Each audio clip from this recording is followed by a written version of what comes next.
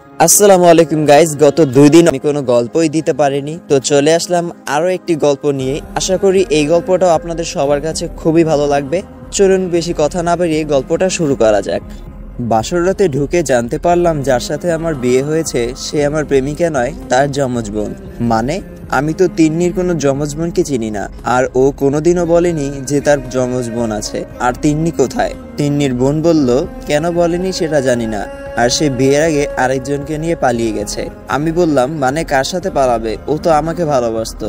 সেগুলো আমি জানি না, তবে বিয়েটা আপুর সাথে হয়নি আপনার। আমি বললাম দাঁড়াও, তিন্নির নম্বরে কল দিচ্ছি, দেখি কার সাথে পালাইছে সে। মেয়েটি বলল এসব করে কোনো লাভ নেই, তার ফোন অফ পাবেন, আপনি আমার ফোনের ছবিগুলো দেখুন, বুঝতে পারবেন আপনার যমজ বোন। আদিরা ফোনটা আমার দিকে বাড়িয়ে দিল। আমি হাতে নিয়ে দেখলাম 2 বোনের অনেকগুলো ছবি। মেয়েটা আমেরিকাতে বড় হয়েছে মামার কাছে, সেগুলো ছবি সহ প্রমাণও দিল। এবার আরো একটা শক্ত প্রমাণ পেলাম, মেয়েটার ঠোঁটের নিচে তিলটা নেই, যেটা তিন্নির ছিল। পৃথিবীতে এমন হতভাগা মানুষ কয়টা আছে কে জানে। 4 বছর প্রেম করলাম, বিয়েও ঠিক হলো তার সাথেই, কিন্তু সে পালিয়ে গেল, বিয়ে করলাম তার যমজ বোনকে। কেন পালালে তিন্নি? আর যদি পালানোরই ছিল তবে বলে দিতে, আমি বিয়ে পর্যন্ত আসতামই না।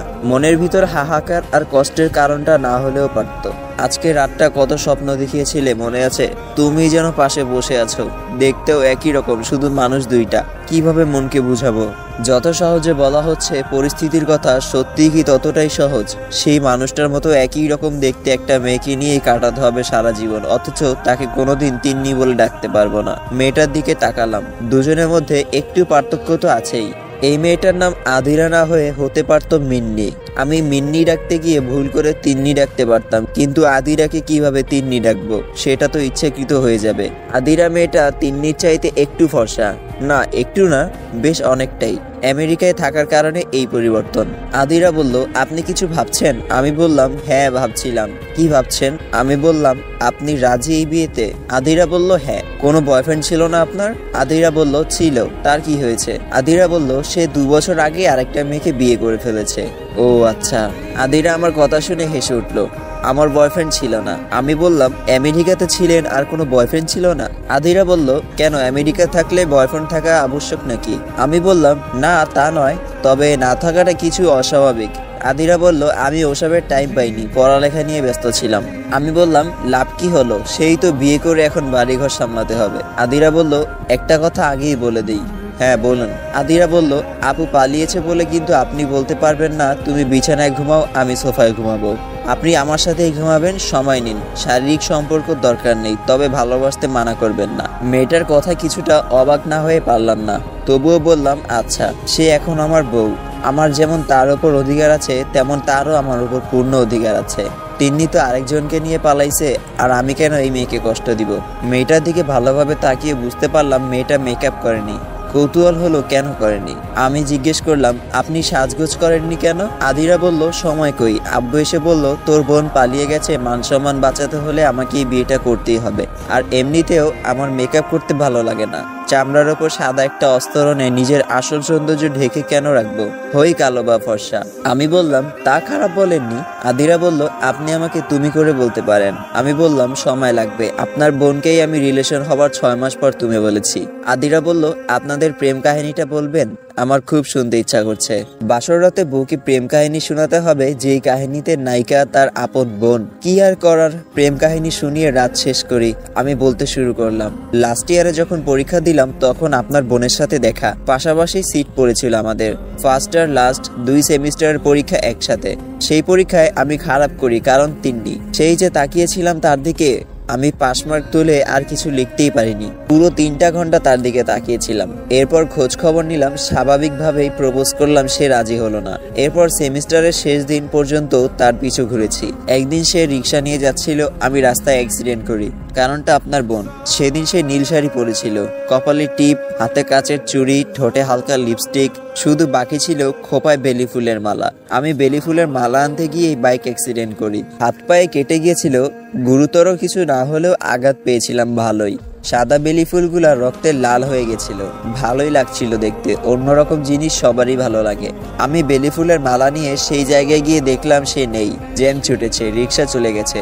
আমি আমার রুমে কোনোদিন একটা পুরাতন জিনিসও রাখিনি, কিন্তু সেই রক্তমাখা বেলি ফুলের মালাটা আমার কাছে এখনো বেশ যত্নেই আছে। শুকিয়ে কালো হয়ে গেছে, নিষ্প্রাণ নির্জীব, তবুও যত্নে রেখেছি। আজ দেওয়ার কথা ছিল। এরপরও সে আমাকে ভালোবাসি বলেনি। সেদিন কাঠফাটা রোদের তাপে ঘেমে একাকার হয়ে গেছি। মনে হচ্ছিল গোসল করে এসেছি কেবল। গরম পানি এখনো গায়ে লেগে আছে। তিন্নিকে দেখলাম, সেও ঘামছে, শরীরের ভাঁজগুলো বোঝা যাচ্ছে। ঘামের কারণে ফুটে উঠেছে দেহের কিছু অংশ। সে আইসক্রিম খাচ্ছে। আমি তাকে রিক্সা ডেকে দিলাম, বললাম কোথাও নামবেন না, বাসায় গিয়ে গোসল করে নেবেন আর একটু ঢিলে ঢালা পোশাক পরবেন। তিন্নি চলে গেছিল, সেদিনও ভালোবাসি বলেনি। এরপর আরেকদিন দেখা হয়েছিল, সেদিন আমাদের বিদায় অনুষ্ঠান ছিল। সে আসলো, এসে বলল, ভাইয়া অভিনন্দন, আপনাকে খুব মিস করব, চলে যাবেন আমাদের ছেড়ে। আমি বোকার মতো বলছিলাম, তুমি বললেই থেকে যাব। এগুলো নিয়ে সে কি হাসাহাসি। এরপর 2 মাস দেখা হয়নি। আমি ধরেই নিয়েছিলাম আমার প্রেম অপূর্ণ থেকে যাবে। হঠাৎ করে তিন্নির সাথে সেদিন দেখা হয়ে যায়। রাস্তায় বাচ্চাদের সাথে ক্রিকেট খেলছিলাম আমি। হঠাৎ সে ডাকে, এই বাচ্চা শুনেন। আমি তাকিয়ে দেখি তিন্নি। সে আমার হাতে একটা চিঠি গুজে দিয়ে বলেছিল ভালোবাসি। সেদিনই প্রথমবার ভালোবাসি বলে সে। এরপর শুরু হয় প্রেম। প্রেমের সময় কি কি হয় সেগুলো না হয় নাই বললাম, আপনার অজানা নয় এগুলো। তবে অনৈতিক কোনো দাবি কখনোই আমার ছিল না। কথাগুলো বলতে বলতে চোখ ভিজে গেছে, বুঝতে পারছি। হয়তো আদিরাও বুঝতে পারছে। আদিরা বলল, খুব ভালোবাসতেন আপুকে তাই না? খেয়াল করলাম তার চোখেও পানি। আমি কি মানুষকে এত সহজেই কাঁদাতে পারি নাকি? সে আবার বলল, বেলি ফুলের মালাটা আমাকে দিবেন? আমি বললাম কেন? এরপর সে যা বলল তার জন্য মোটেও প্রস্তুত ছিলাম না। আদিরা বলল, আমি না হয় তিন্নি হয়ে থাকি, আদিরা নামটা না হয় ভুলে যান। আমি বললাম না। আদিরা বলল, কেন? আমি তো তিন্নির মতোই দেখতে।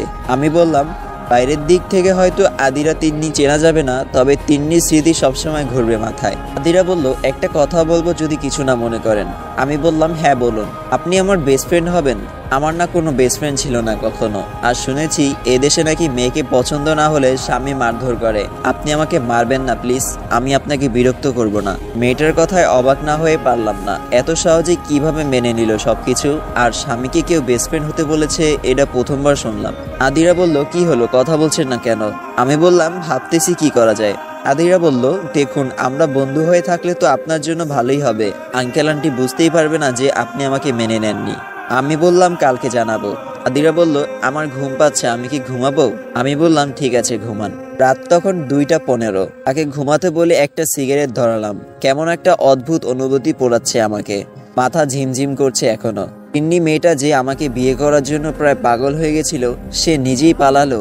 মেনে নিব কিভাবে? হঠাৎ আদিরা উঠে বলল, আমাকে একটা দিবেন? কিছুটা ধমকের সুরে বললাম, সাহস তো কম না, আমার কাছে সিগারেট চাচ্ছেন? আদিরা বলল, আপনি কেন খাচ্ছেন? আমি বললাম, আপনাকে কেন বলবো, চুপচাপ ঘুমান, বেশি কথা বলবেন না। মেয়েটা কান্না জড়িত কণ্ঠে বলল, সিগারেট তো দিলেনই না, উল্টা বকা দিচ্ছেন।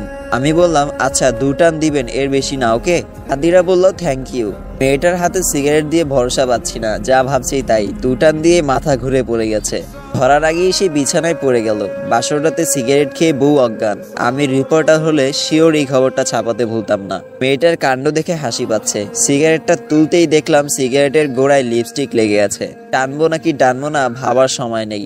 উড়ছে সিগারেট, উড়ছে ধোয়া। তারপর কি? ছন্দ আসছে না। তিন্নির কথা ভাবতে ইচ্ছা হচ্ছে না। এই মেয়েটার মোহে আটকা পড়তে ইচ্ছা হচ্ছে। মেয়েটার দিকে তাকালাম।